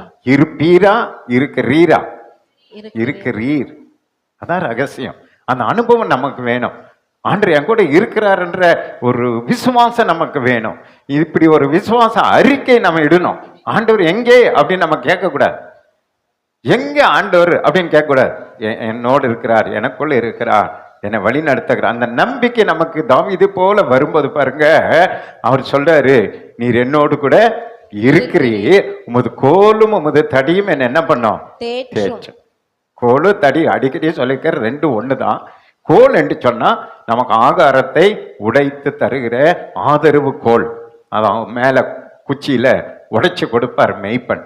அது எட்ட முடியாத இடத்துல, உயரமான இடத்துல ஆகாரம் இருக்கும். இந்த ஆடுகள் அப்படியே எகிரி எகிரி பார்க்க பிடிக்க முடியாது. அப்ப அந்த மெய்ப்பன் அதை கண்டு அந்த குச்சி கோல்னால உடைத்து கொடுப்பார். இன்றைக்கு நீங்களும் இந்த கிறிஸ்துமஸ் நாளில நிறைய குறை உள்ளவர்களா இருப்பீங்க, நிறைய பெற்றுக்கொள்ள முடியாம இருப்பீங்க. அட இதை இன்னும் என்னால முடியலேன்னு நீங்க இருப்பீங்க. ஆண்டவரை உங்க அருகிலே நீங்க வைத்துக் கொள்ளுங்க. அவருக்கு மெய்ப்பன், அவரை உங்கள் மெய்ப்பனாய் வைத்துக் கொள்ளுங்க. நீங்க கீழ்ப்படுகிற ஒரு நல்ல ஆடாக நீங்க அவர் பின்பற்றி போய் பாருங்க. நீங்க எட்ட முடியாத தூரத்தில் இருக்கிற ஆசீர்வாதங்களை கோலினாலே உடைத்து உங்களுக்கு தர வல்லமுள்ளவராய் இருக்கிறார். கரங்களை தட்டி ஆண்டவர் சந்தோஷப்படுத்துங்க. இப்போ 3 ஏக்கர் நிலம் நம்ம வாங்க முடியாது, புரியுதா? அது எங்கேயோ எட்டாத தூரத்துல இருக்கு. ஆனா நம்ம ஆதரவு கோலினால ஒரு நாள் ஆண்டவரை உடைத்து நம்ம சபைக்கு தருவார் பாருங்க. எத்தனை பேர் நம்புறீங்க? அந்த விசுவாசம். அவர் நம்ம மெய்ப்பனா இருந்து நம்மோடு கூட இருப்பது உண்மையானா அவர் நமக்கு இலவசமாய் கிருபையாய் அதை தர வல்லமுள்ளவராய் இருக்கிறார். கோலும் தடி. தடின்னா என்னது? நம்ம தப்பு பண்ணும்போது சிச்சிப்பார். நீங்க வழி விலகும் பொழுது உங்களை தட்டி சரிப்படுத்துவா. உங்களை தள்ளி நரகத்துக்கு தள்ள மாட்டான். நீ பாவி என்று உன்னை விட்டு விட மாட்டா. நீ வழி விலகி விலகி விலகி போகும் போதெல்லாம் உன்னை தட்டி தட்டி தட்டி சரிப்படுத்தி மீண்டும் அந்த வழியில கொண்டு வந்து நிரப்பதுதான் தடி. புரியுதுன்னு ஒரு அல்லேலூயா சொல்லுங்க. அந்த தடி எப்பொழுது உனக்கு பயன்படும் என்று சொன்னா, நீ கர்த்தரோடு இருக்கணும். கர்த்தர் உன்னோடு கூட இருந்தா அந்த தடியை வைத்து உன்னை சரிப்படுத்தி சரியான பாதையில நடத்தி பரலோகம் கொண்டு போய் சேர்ப்பான். அல்லேலூயா சொல்லுங்களேன். அந்த தடி அது மட்டும் இல்ல, உனக்கு விரோதமாய் சத்துரு வரும் பொழுது, அந்த ஆடுகளுக்கு விரோதமாய் ஓனாயோ அல்லது நரியோ அல்லது சிங்கமோ புலியோ வரும் பொழுது அந்த தடியை வைத்து அடித்து துரத்தி உன்னை பாதுகாப்பார். அதான் தடி.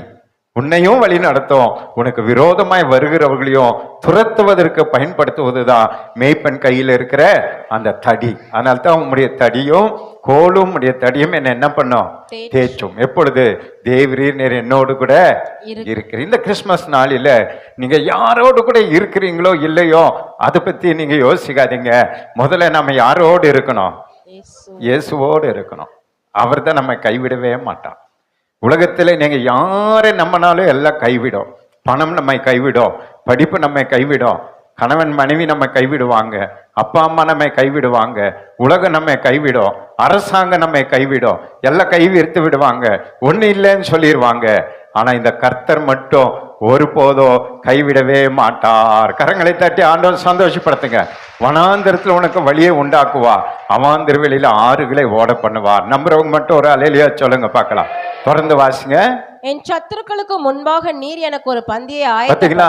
சத்துருக்களுக்கு முன்பாக ஒரு பந்தி நமக்கு ஆயத்தப்பட்டு கொண்டிருக்கு. இன்றைக்கு நம்ம எல்லாம் எதிர்க்கிறாங்க, இன்றைக்கு நம்மை அவமானப்படுத்துறாங்க, நிந்திக்கிறாங்க. இயேசுவை சொன்னாலே நம்ம என்ன பண்றாங்க?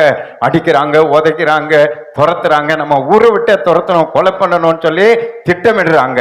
இப்படிப்பட்ட சத்துருக்களுக்கு முன்பாக மத்திய ஆகாயத்துல கர்த்தர் ஒரு பந்தியை நமக்கு ஆயத்தப்படுத்தி கொண்டிருக்கிறார். அது எப்பவோ சொல்றாரு பாருங்க தாவீது, 7 வருஷம் நாம திருப்தியா சாப்பிடுகிற ஒரு பந்தி ஆயத்தப்பட்டு கொண்டு இருக்கிறது. ஹல்லேலூயா. அந்த பந்திக்கு போறதுக்கு முன்னாடி அவர் சொல்றாரு பாருங்க, சத்துருக்களுக்கு முன்பாக எனக்கு ஒரு பந்தியை நீர் ஆயத்தப்படுத்தி படத்த போறாரா? படுத்திட்டாரா? ஆயத்தப்படுத்தி என் தலையை எண்ணெயால் அபிஷேகம் பண்ணுகிறேன். பாத்தீங்களா? அந்த பந்திக்கு நீங்க போனோம்னா இயேசுடைய அபிஷேகத்தை நீங்க பெற்றவங்களா இருந்தா போதும். ஒரு அல்லேலூயா சொல்லுங்களேன். ஆலயத்துல இருக்கிற நீங்க சீக்கிரமா அந்த எண்ணெயாலே அபிஷேகம் பண்ணணும். அந்த எண்ணெய் அபிஷேகத்தை பெற்றிருந்தீங்கன்னா நீங்க கேரண்டியா எங்க போறீங்க? அந்த விருந்துக்கு மத்திய ஆகாயத்துல போக போறீங்கன்னு அர்த்தம். ஒரு அல்லேலூயா சொல்லுங்க. ஆயத்தப்படுத்தி நீங்க படிங்க. என் பாத்திரம் நிரம்பி ஆமென். ஆவியில உங்க பாத்திரம் நிரம்பி வழியணும். ஆசீர்வாதத்தினால உங்க பாத்திரத்தை நிரம்பி வழிய பண்ணுவார். என் ஜீவனுள்ள நாளெல்லாம், என் உயிருள்ள நாளெல்லாம் நன்மையும் கிருபையும் என்னை தொடரும். பாத்தீங்களா? இயேசு உங்களோடு கூட இருந்தாருன்னு வைங்களே, உயிரோடு கூட இருக்கிற நாளெல்லாம் உங்க வாழ்க்கையில உங்க பின்னாடி எதுதான் வரும்? நன்மையும் கிருபையும் வரும். பேய் பிசாசெல்லாம் வராது, காத்து கருப்பெல்லாம் வராது, மந்திர தந்திரெல்லாம் வராது. இயேசுவோட நீங்க நடந்து பழகுங்க. இயேசு உங்களோடு கூட நடந்து இருக்கும் அப்படி பிடிச்சு கொள்ளுங்க. உங்க பின்னாடி நீங்க திரும்பியே பார்க்க வேண்டாம். உங்களுக்கு பின்னாடி நன்மையும் கிருபையும் உங்களை பின்தொடர்ந்து வந்து கொண்டே இருக்கும். நம்புறவங்க மட்டும் ஒரு அல்லேலூயா சொல்லுங்க. நன்மையும் கிருபையும் என்னை தொடரும். நான் கர்த்தருடைய வீட்டிலே நீடித்த நாட்களாய் நிலைத்திருப்பேன். ஆமென். பரலோகத்துல போயிருவீங்க. நீடித்த நாட்களாய் நீங்க ஆண்டவரோடு கூட நிலைத்திருப்பீங்க. எப்ப தெரியுமா? மரியாளோடு கூட இயேசு இருந்தது போல உங்களோடு என்னோடு கூட இயேசு இருப்பாரானா இப்படிப்பட்ட ஆசீர்வாதத்தை கர்த்தர் நமக்கு தர வல்லமுள்ளவராய் இருக்கிறார். கரங்களை தட்டி ஆண்டவர் சந்தோஷப்படுத்துங்க.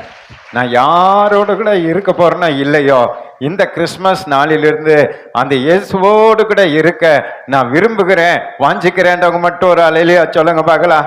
ஹல்லேலூயா, ஹல்லேலூயா, ஆமென். அதுபோல அதே லூக்கா 1:28 வாசிங்க. ஸ்திரீகளுக்குள்ளே நீ ஆசீர்வதிக்கப்பட்டவள் என்றார். ஆமென். ஸ்திரீகளுக்குள்ளே நீ யாரு? ஆசீர்வதிக்கப்பட்டவள். ஆசீர்வதிக்கப்பட போகிறவளா? பட்டவள். ஆசீர்வதிக்கப்பட்டவள். பட்டவள். பாருங்க என்ன அழகா வேதம் சொல்லுது. ஸ்திரீகளுக்குள்ளே நீ ஆசீர்வதிக்கப்பட்டவள். அப்ப அந்த ஆசீர்வாதத்துக்கு அவள் தகுதியா இருக்கிறான். இந்த இயேசு பிறப்பதற்கு முன்பாகவே அவள் ஆசீர்வதிக்கப்பட்டிருக்கிறாள். தேவனால் அவளை ஆசீர்வதிக்கப்பட்டிருக்கிறாள். அதனால தான் மேய்ப்பன் சொல்லும் பொழுது நீ ஆசீர்வதிக்கப்பட்டவள் அப்படின்னு சொல்லி வாழ்த்துகிறார். அருமையான தேவனுடைய பிள்ளைகளே, எப்பொழுது நம்ம ஆசீர்வதிக்கப்படுவோம் தெரியுமா? அதே முதல் பாயிண்ட் தான். கர்த்தர் நம்மோடு கூட இருந்தாருன்னா நீங்க ஆசீர்வதிக்கப்படுவீர்கள். புரிதென்று அல்லேலூயா சொல்லுங்க.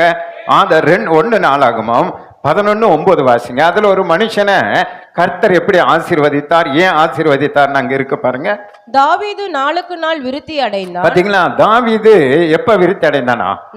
நாளுக்கு நாள். மாசத்துக்கு மாசம் இல்ல, வருஷத்துக்கு வருஷம் இல்ல, டெய்லி ஆசீர்வாதம். நாளுக்கு நாள் ஆசீர்வாதம். பாருங்க எவ்வளவு அற்புதமான காரியம். கிறிஸ்தவங்கன்னு சொன்னா ஆசீர்வதிக்கப்பட்டவங்களா இருக்கணும். நாளுக்கு நாள் நீங்க ஆசீர்வாதமா இருக்கணும். ஒவ்வொரு நாளும் ஒவ்வொரு ஆசீர்வாதம் நம்ம வாழ்க்கையில வரணும்னா என்ன ரகசியம் அங்க சொல்லப்பட்டிருக்கு பாருங்க. சேனைகளுடைய கர்த்தர் அவனோடு கூட. அவ்வளவுதான் ரகசியம். கரங்களை தட்டி ஆண்டவர் சந்தோஷப்படுத்த பார்க்கலாம்.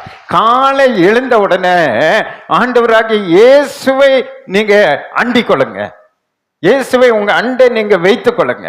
இயேசுடைய கரத்தை நீங்க பிடித்துக் கொள்ளுங்க. ஒவ்வொரு நாளும் ஆண்டவர் என்ன பண்ணாருன்னா புதிய புதிய புதிய ஆசீர்வாதங்களினாலே உங்களை வளர்த்து கொண்டே இருப்பார். அளவே கிடையாது.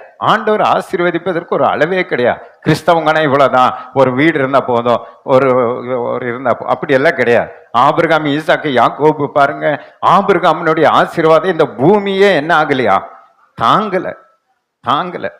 நாம் என்ன பண்றோம்? கிறிஸ்தவர்கள், தேவனுடைய பிள்ளைகள் கொஞ்சம் ஆசீர்வாதமா வந்துட்டா இதெல்லாம் உங்களுக்கு தேவையா, இதெல்லாம் உங்களுக்கு அவசியமான்றோம். வேதம் சொல்லுகிறது தேவையா அவசியமா கிடையாது.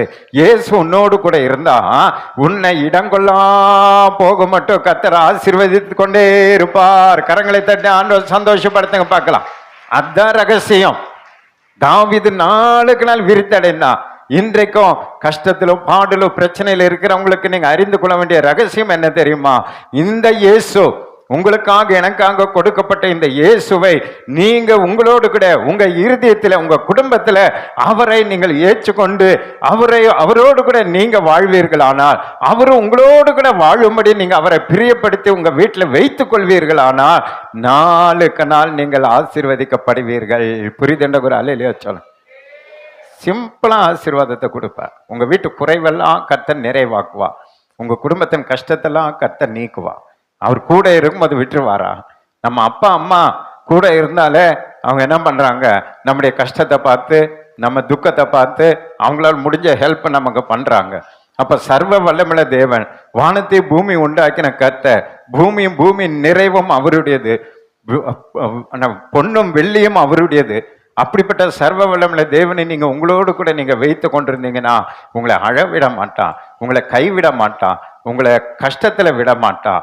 நீங்க விசுவாசத்தோடு கூட நீங்க அவரை அண்டிக் கொள்ளும் பொழுது அது எவ்வளவு பெரிய தேவைகளா இருந்தாலும் பிரச்சனைகளா இருந்தாலும் அதை அவரே முன்னின்று உங்களுக்கு மாற்றி தர வல்லமுள்ளவராய் இருக்கிறார். அல்லேலூயா. அவர் கூட இருக்கும்போது வெண்கல கதவெல்லாம் உடையும், இரும்பு தாழ்பாலெல்லாம் முறியும், அந்த காலத்தில் இருக்கிற புதையிலும் ஒளிப்படுத்தின பொக்கிஷமும் வெளியே வரும். எத்தனை பேர் நம்புறவங்க ஒரு அல்லேலூயா சொல்லுங்க. இத்தனை நம்பிக்கை நீங்க யார் மேல வைக்கணும்? இயேசுவின் மேல வைக்கணும். இதற்காகவே அவர் கொடுக்கப்பட்டிருக்கிறார். இதற்காகவே இந்த பூமியில பிறந்திருக்கிறார். தேவனுடைய பிள்ளைகளை ஆசீர்வதிப்பது அவருடைய நோக்கமாய் இருப்பது என்பதை நீங்க மறந்து விடக்கூடாது. நீங்க ஆண்டவர் சொல்றாரு, என்னுடைய நாமத்தினால நீங்களை எதை கேட்டாலும் அதை நான் என்ன பண்ணுவேன், தருவேன் என்று ஆண்டவர் சொல்லியிருக்கிறார். தாவீது கேட்ட அத்தனையும் கர்த்தர் கொடுத்திருக்கிறார். இயேசுவின் நாமத்தினால கேளுங்க, உங்களுக்கு கொடுக்கப்படும். பொல்லாதவர்களாக நீங்கள் உங்க பிள்ளைகளுக்கு நல்ல ஈவுகளை கொடுக்க அறிந்து இருக்கும் பொழுது பரம பிதாவாகிய தேவன் நன்மையானதை தருவது அதிக நிச்சயம் அல்லவா, அதிக நிச்சயம் அல்லவா. அதனால ஆண்டவரை பற்றி கொள்ளுங்க, அவருடைய பாதத்தை பற்றி கொள்ளுங்க, அவருடைய கரத்தை பற்றி கொள்ளுங்க. அனுதினமோ அவர் சொல்லுகிற பாதையில நீங்க நடங்க, அவருக்கு பின்னாடியே நீங்க போங்க. அவர் சரியான நல்ல மேய்ப்பராய் இருக்கிறதுனால உங்களை புல்லுள்ள இடங்கள் தான் மேய்ப்பார். அமர்ந்த தண்ணீர் அண்டை தான் கொண்டு போய் விடுவார். இருக்கிற இந்த நிலையிலிருந்து உங்களை 1000 மடங்கு கர்த்தர் உங்களை பெருக செய்வார். நம்புறவங்க மட்டும் ஒரு அலையிலேயே சொல்லுங்க. ஒண்ணு உங்க கையில இல்லாம இருக்கலாம். வேதத்தில் உள்ள பரிசுத்தவான்களை பாருங்க, தேவனால் அழைக்கப்படும் பொழுது ஒண்ணுமே இல்லை, வெறுங்கையில வந்தாங்க. ஆபிரகாமெல்லாம் ஒண்ணு இல்லாம வந்தார். யாக்கோபு கோலும் கையுமா வந்தார். வெறும் கோலு கை தான் அவர் கையில. 2 பரிவாரங்களோடு கூட கர்த்தர் கொண்டு வந்தார். எல்லா பரிசுத்தவான்களும் ஒண்ணுமே இல்லாம நம்ம போல அழைக்கப்பட்டவங்க தான்.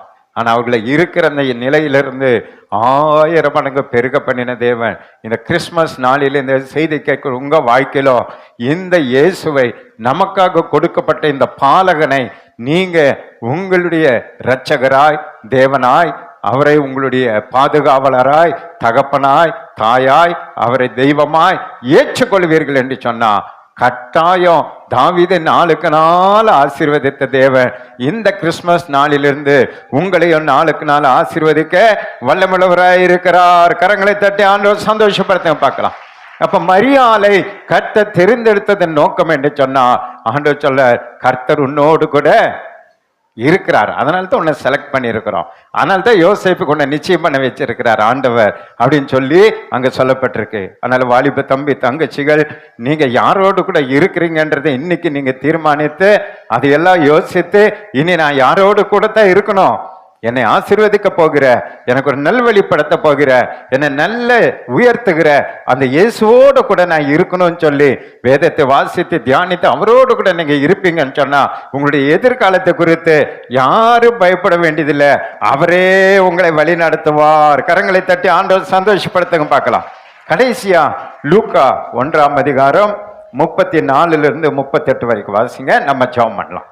அதற்கு மரியாள், அதற்கு பாருங்க, இதெல்லாம் சொல்லிட்டு வராங்க, பேசிட்டு வராங்க. இப்ப மரியாள் பேசுறாங்க. அதற்கு மரியாள் தேவதூதனை நோக்கி இது எப்படி ஆகும் பாருங்க, அவளுக்குள்ள ஒரு சந்தேகம் வருது. ஏன்னா அதுவரை உலகத்துல நடந்திராததும் அதுக்கு பிறகு நடக்காததுமான ஒரு சம்பவம் நடக்க போகுது. அதுதான் கிறிஸ்தவர்களுடைய நம்பிக்கை. அதை முதல்ல மறந்துடாதீங்க. நம்ம எல்லாம் ஏன் விசுவாசிகள் என்று வேதம் சொல்லுகிறதுனா இதுதான். மரியாளே சந்தேகப்பட்டாள்.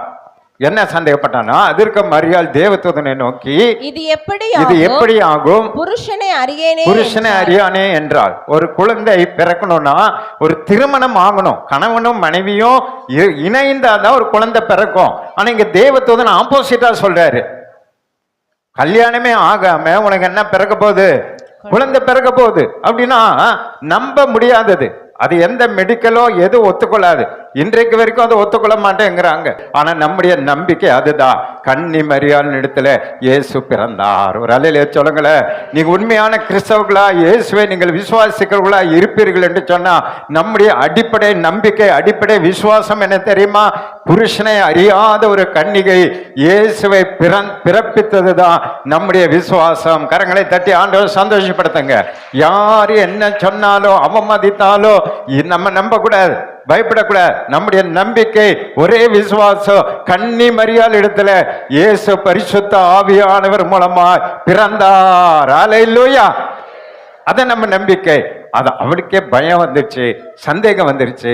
அப்ப என்ன சொல்றாங்க பாருங்க, தேவதூதன் அவளுக்கு பிரதியுத்தரமாக பரிசுத்த ஆவி உன்மேல் வரும். பாத்தீங்களா, பரிசுத்த ஆவி உன்மேல் வரும், உன்னதமானவருடைய பலம் உன்மேல் நிழலிடும், உன்னதமானவருடைய பலன் உன்மேல் நிழலிடும். ஆதலால் உன்னிடத்தில் பிறக்கும் பரிசுத்தம் உள்ளது, உன்கிட்ட பிறக்கிற இயேசு பரிசுத்தம் உள்ளவர், தேவனுடைய குமாரன் என.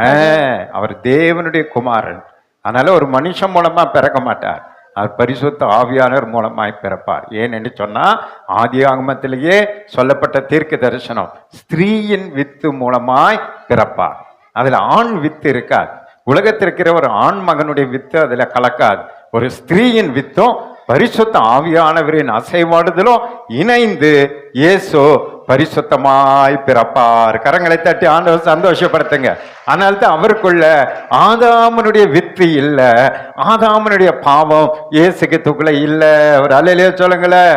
நாம் எல்லாம் பிறக்கும் பொழுதே பாவிகளாய் பிறந்தோம், ஆதாமனுடைய சந்ததிகளாய் பிறந்தோம். அதனால தான் தாவீது சொன்னா, என் தாய் என்னை பாவத்தில் கர்ப்பம் தரித்தாள் என்று சொன்னான். நம்ம எல்லாம் அப்படித்தான் பாவத்துல பிறந்தோம். ஆனா இயேசு அப்படி அல்ல. அவர் ஒரு மனுஷனுடைய ஒரு வித்து அவருக்குள்ள இல்லாததுனால, பரிசுத்த ஆவியானவர் மூலமாய் அவர் உருவானதுனால அவர் பிறக்கும் பொழுது பரிசுத்தம் உள்ளவராய் பிறந்தார். கரங்களை தட்டி ஆண்டவர் சந்தோஷப்படுத்துங்க. நம்மை பரிசுத்தப்படுத்தும்படி பிறந்தார். அல்லேலூயா. அவரை நம்புகிறவர்களை ஏற்றுக்கொள்கிறவர்களை அவர் பரிசுத்தப்படுத்துகிறவராய் வாழ்ந்து கொண்டிருக்கிறார். அல்லேலூயா. ஆமென். படிங்க. இதோ உனக்கு இனத்தாளா இருக்கிற எலிசபெத்தும் தன் முதிர் வயதிலே ஒரு புத்திரனை கற்பம் தரிக்கிறாள். மலடி எனப்பட்டவளுக்கு இது 6ஆம் மாதம். தேவனாலே கூடாத காரியம் ஒன்றுமில்லை. ஒரு அலையிலே சொல்லுங்களேன். நம்முடைய தேவனால கூடாத காரியம் ஒன்றும். அதான் அவளை உறுதிப்படுத்துறப்ப நீ சந்தேகப்படாத. ஒரு ஆண்மகனோடு கூட திருமணமாகி இணையும் போது தான் குழந்தை பிறக்கிறது நியதி. ஆனா அதையே மாற்ற தேவனாலே எல்லாம் கூடும். நம் தேவனால கூடாதது ஒண்ணு கிடையாது, ஒண்ணுமே கிடையாது. அதனால நீ சந்தேகப்படாத, பயப்படாத. பரிசுத்த ஆவியானவர் மூலமா உன் வயிற்றில ஒரு பரிசுத்தர் பிறப்பார். அல்லேலூயா. பாருங்க, அதை சொன்ன உடனே அந்த மகள் என்ன சொல்றாங்க பாருங்க. அதற்கு மரியாள் இதோ நான் ஆண்டவருக்கு அடிமை. இதுதான் ஏன் அந்த மகளை ஆண்டவர் தெரிந்து கொண்டா தெரியுமா? வார்த்தை கேட்ட உடனே தன்னை அடிமையாய் ஒப்பு கொடுக்கிறான். இன்றைக்கு ஒப்பு கொடுக்க நீங்க ஆயத்தமா இருக்கிறீங்களா? உலகத்தை விட்டு, உலக பாவ பழக்க வழக்கங்களை விட்டு, உலக காரியங்களை விட்டு இயேசு அழைக்கும் பொழுது, ஆண்டவரே நான் உமக்கு அடிமை. அடிமைன்னு என்ன? அதுக்கு அடுத்தது நீங்க என்ன சொன்னாலும் அதை நான் செய்ய ஆயத்தம். அதான் அடிமை. அதுக்கப்புறம் ஆண்டவர் சொல்றாருன்னா அதை அப்படியே செய்யணும். பாஸ்டர் பிரசங்கத்தில் சொல்றாருன்னா அதை அப்படியே செய்யணும். அவர் என்ன சொல்றது, நான் என்ன கேட்கறதுன்னு இருந்தா நீங்க இன்னும் என்னவா ஒப்பு கொடுக்கல, அடிமைகளாய் ஒப்பு கொடுக்கல. இன்றைக்கு பாருங்க, கிறிஸ்தவத்துல சுயநலம், அவங்க என்ன நினைக்கிறாங்களோ அதைத்தான் செய்யறாங்க. காலம் மாறிடுச்சு பாஸ்டர், இப்பெல்லாம் ஃபேஷன் மாறிடுச்சு, இதெல்லாம் உங்களுக்கு தெரியாது அப்படிங்கிறாங்க. எல்லாம் மாறலாம், ஆனா வசனம் மாறாது, சத்தியம் மாறாது. ரலையில சொல்லுங்களேன். அப்ப இது எப்பொழுது நம்ம நிறைவேற்ற முடியும்னா, நம் தேவனுக்கு என்னவா ஒப்பு கொடுக்கணும்? அடிமைகளாய் ஒப்பு கொடுக்கணும். அவர் சொல்லுகிறதை செய்வதற்கு யாரெல்லாம் ஆயத்தமா அடிமையாய் ஒப்பு கொடுக்கிறாங்களோ அவர்களை கர்த்தர் எடுத்து பயன்படுத்துவார். இந்த மரியாள் கேட்ட உடனே, இவ்வளோ பெரிய ப்ராஜெக்ட் இது வந்து யூதர்களுக்கு தெரிஞ்சா கல்லெறிந்து கொன்றுவாங்க. நல்ல கவனிங்க. அந்த நாட்கள்ல திருமணம் ஆகாமல் ஒரு பெண் கர்ப்பம் தரித்தால் அந்த யூதர் முறைமை எப்படி என்ன சட்டம்னா, ரோட்ல கொண்டு வந்து கல்லெறிந்து கொல்லணும். எவ்வளவு டேஞ்சரஸ் பாருங்க, பயங்கர பிரச்சனை. அதனால்தான் யோசேப்பின் இடத்துல போய் தேவதூதர் சொன்னாங்க, நீ ஐயப்படாத, ஏற்றுக்கொள்ளு. அவர் மெதுவா கழட்டி விட்டுறலான்னு பார்த்தாரு. அப்படி கழட்டி விட்டுருந்தா என்ன நடந்திருக்கும்? இயேசுவோட சேர்ந்து அந்த அம்மாவை கல்லிருந்து கொண்டு இருப்பாங்க. அப்ப இயேசு இந்த பூமிக்கு வருவதற்காக அந்த பெண்ணுடைய தைரியத்தை பாருங்க, ஒரு அர்ப்பணிப்பை பாருங்க. நான் ஒப்பு கொடுக்கிறேன், என்னை கொன்றாலும் பரவாயில்ல, நான் செத்தாலும் பரவாயில்ல, அந்த இயேசுவை இந்த பூமியில பிறப்பிப்பதற்கு என்னை அர்ப்பணிக்கிறேன் என்று சொல்லி தன் ஜீவனையும் அவள் பாராமல், மரணத்தை குறித்து பயப்படாம தன்னை ஒப்பு கொடுத்தாள். கரங்களை தட்டி ஆண்டவர் சந்தோஷப்படுத்த பார்க்கலாம். அப்படிப்பட்ட இருதயங்களை தான் கர்த்தர் இன்றைக்கு நம்மிடத்துல தேடி கொண்டிருக்கிறார். கர்த்தருக்காக கர்த்தருடைய நாம மகிமைக்காக அவரை சுவிசேஷமாய் அறிவிக்கும்படி என்ன பாடுகள், பிரச்சனைகள், நிந்தைகள், அவமானம் வந்தாலும் ஆண்டவரே நான் பயப்பட மாட்டேன். மரியாள் இந்த பூமிக்கு இயேசுவை உம்மை கொண்டு வருவதற்கு தன் ஜீவனையே தைரியமாய் வைத்து போராடி உம்மை கொண்டு வந்தது போல இந்த உலகம் ரட்சிக்கப்படும்படிக்காக, எங்களுடைய ஏரியால இருக்கிற ஜனங்க ரட்சிக்கப்படும்படிக்காக நானும் உம்முடைய ஊழியத்தை செய்யும்படி உம்மை ஏற்றுக்கொண்டு நான் கடந்து செல்ல நான் அடிமையாய் ஒப்பு கொடுக்கிறேன் அப்படிங்கிற இருதயத்தை கர்த்தர் இந்த காலை வேளையில தேடி கொண்டிருக்கிறார். ஒப்பு கொடுக்கிறேன் உங்க மட்டும் கரங்களை தட்டி ஆண்டவர் சந்தோஷப்படுத்துங்க. அவள் ஒப்பு கொடுத்தான். எப்படி ஒப்பு கொடுத்தால் சொல்லப்பட்டிருக்கு பாருங்க. உம்முடைய வார்த்தையின்படி எனக்கு ஆக கடவது என்று. அதான் ரகசியம். எதுபடி?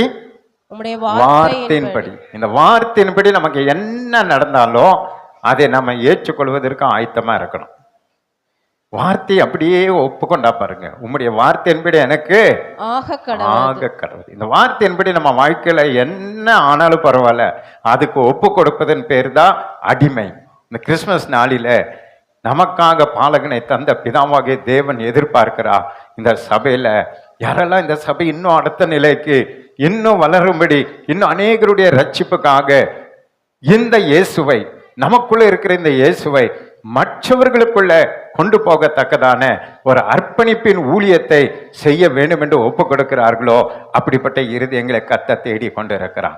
நாம என்ன தெரியுமா செய்து கொண்டிருக்கிறோம்? மரியாள் 9 மாதம் அந்த குழந்தையை சுமந்து பெற்றெடுத்து நம்ம கையில கொடுத்துட்டாங்க. ஆனா நாம அந்த அபிஷேகத்தின் மூலமா இயேசு கிறிஸ்துவை பெற்றெடுத்திருக்கிற நீங்களும் நானும் 20 வருஷமா 30 வருஷமா 40 வருஷமா நமக்குள்ளேயே வச்சுட்டு அதை மற்றவங்களுக்கு கொடுக்க மாட்டேங்கிறோம். மரியாள் தன்னுடைய வயிற்றுக்குள்ளே வைத்து கொண்டிருந்திருப்பாராலாம், நமக்கு ரட்சிப்பு வந்திருக்காது. ஏற்ற காலத்தில் அதை வெளிப்படுத்தி நமக்கு தந்ததுனால நமக்கு ரட்சிப்பு உண்டாச்சு.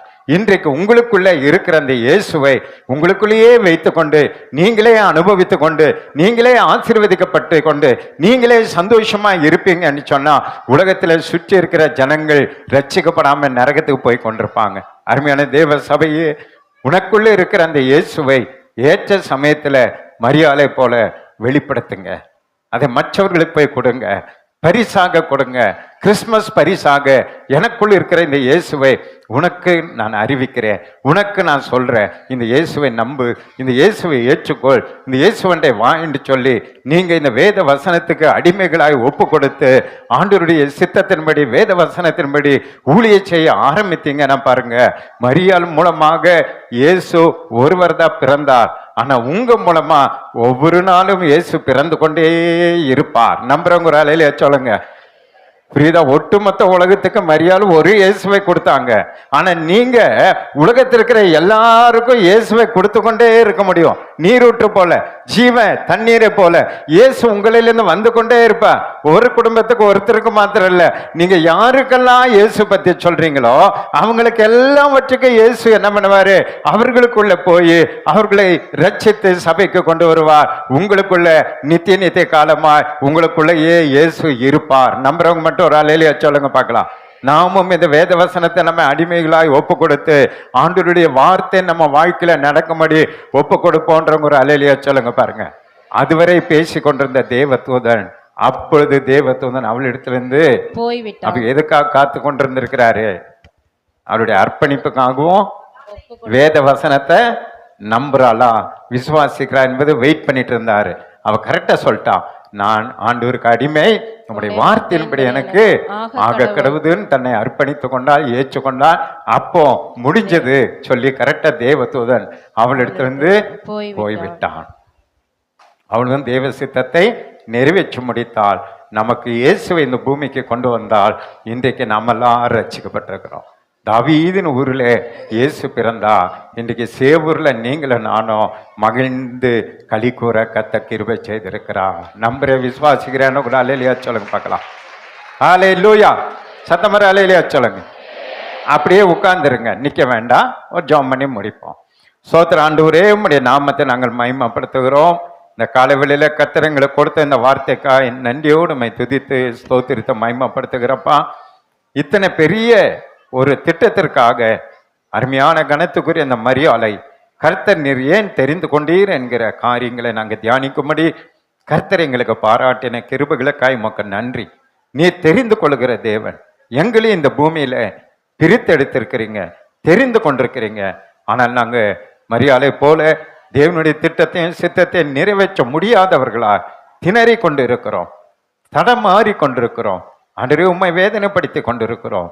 இன்றைக்கு இந்த செய்தியின் மூலமாக மரியாதை போல நாங்களும் ஆண்டவரே உமக்கு அடிமைகளாக ஆண்டவரே உம்முடைய வார்த்தையின்படி எங்களை தாழ்த்தி ஒப்பு கொடுக்கிறோம்.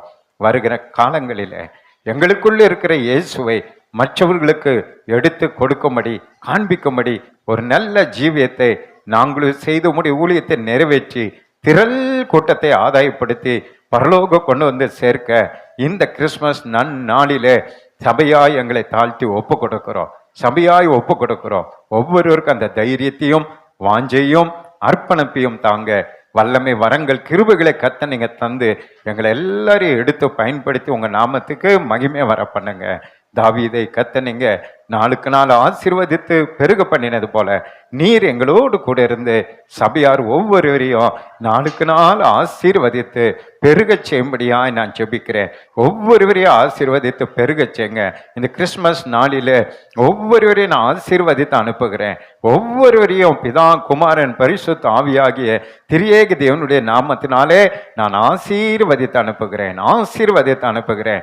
ஒவ்வொரு மேலும் உம்முடைய ஆசீர்வாதம் தங்கட்டும். அவங்க குடும்பத்தின் மேல உங்க ஆசீர்வாதம் தங்கட்டும். அவங்க வருமானத்தின் மேல, அவங்க தொழில் மேல உங்க ஆசீர்வாதம் தங்கட்டும். அதற்கு விரோதமாய் கிரியை செய்கிற அசுத்த அந்தகார ஆவிகள் ஆண்டவரே கட்டி கடிந்து நான் அப்புறப்படுத்துகிறேன். அவைகளெல்லாம் வெக்கப்பட்டு ஓடி போகட்டும். இயேசுவின் நாமத்தினால விடுதலையின் தேவன், விடுதலையின் ஆவியானவர் ஒவ்வொருவரோடு கூட இருந்து மரியாதை போல எங்களை தெரிந்து கொண்டு உம்முடைய சித்தம் இந்த பூமியில நிறைவேறத்தக்கதாக எங்க வாழ்க்கையில கர்த்தர் நீர் கிருபை செய்ய வேண்டுமாய் நாங்கள் ஜெபிக்கிறோம். எங்களை தாழ்த்துகிறோம், உங்க நாமத்தை மகிமைப்படுத்துகிறோம். தொடர்ந்து நடக்கிற இந்த சின்ன ஆண்டவரே உம்முடைய பிறப்பின் அந்த நாடகத்தை ஆண்டவரே நாங்கள் கண்டு கழித்து நாங்கள் கடந்து செல்ல கர்த்தர் உதவிச்சேங்க. இந்த நாள் முழுவதும் சபையாரு நாங்களும் மகிழ்ந்து இருக்க பண்ணுங்க. போக்கில வரத்தில் எங்களை காத்துக்கொள்ளுங்க. எல்லா தீமைக்கு விலக்கி நீங்க காத்துக்கொள்ளுங்க. இயேசுவின் அதிகாரமுள்ள நாமத்தில் ஆசீர்வதித்து ஜெபிக்கிறேன் அன்பின் பரலோக பிதாவே, ஆமேன். என் ஆத்துமாவே கர்த்தரை ஸ்தோத்திரி, என் முழு உள்ளமே பரிசுத்த நாமத்தை ஸ்தோத்திரி. என் ஆத்துமாவே கர்த்தரை ஸ்தோத்திரி, கர்த்தர் செய்த சகல உபகாரங்களை மறவாதே. ஆமென். நம்முடைய கர்த்தராகிய இயேசு கிறிஸ்துவின் கிருபையும் பிதாவாகிய தேவனுடைய அன்பும் பரிசுத்தாவியருடைய அந்யோன்ய ஐக்கியமும் சமாதானமும் சந்தோஷமும் இன்றைக்கும் என்றைக்கும் சதா காலங்க நம் அனைவரோடு கூட இருப்பதாக. ஆமென். அல்லேலூயா, அல்லேலூயா, அல்லேலூயா. God bless you. கர்த்தர் உங்களை ஆசீர்வதிப்பாராக.